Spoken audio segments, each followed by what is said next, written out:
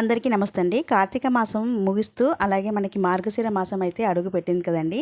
కార్తీక మాసంలో మనం పరమేశ్వరుని ఎంత భక్తి శ్రద్ధలతో పూజిస్తామో, లక్ష్మీదేవి అనుగ్రహం కావాలి అంటే మార్గశిర మాసంలో తప్పకుండా ఈ విధంగా అయితే ఇంటి ముందు ముగ్గు పెట్టుకోవటం వల్ల లక్ష్మీదేవి మన ఇంట్లోకి తరలి వస్తుందన్నమాట అండి.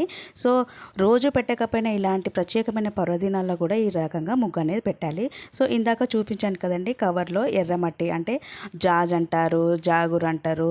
సో ఒక్కొక్కరి ప్రాంతాన్ని బట్టి ఒక్కొక్క విధంగా అయితే పిలుస్తూ ఉంటారు. అందులో ముగ్గు, అలాగే బియ్యం పిండి, జాజు, అలాగే కొంచెం పసుపు ఇవన్నీ కలుపుకొని ఒక బౌల్ అనేది తీసి పెట్టుకొని మనం ఇలా ఇంటి ముందు మార్గశిర మాసంలో లక్ష్మీవారమైన గురువారము, శుక్రవారము, మంగళవారము ఈ విధంగా అయితే గడప ముందు, మెయిన్ డోర్ ముందు అయితే ముగ్గు పెట్టుకుంటే చాలా మంచిది. ఇలా ఇంటి ముందు ముగ్గు పెట్టుకోవడం కుదరని వాళ్ళు, తొక్కుతారు పాడైపోతుంది అనుకునే వాళ్ళు కనీసం తులసి కోట దగ్గర అయినా ఈ మాసంలో ఈ విధంగా ముగ్గు పెట్టుకుంటే లక్ష్మీదేవి ఖచ్చితంగా మన ఇంట్లో సిస్టర్ వేసుకొని కూర్చుంటుంది.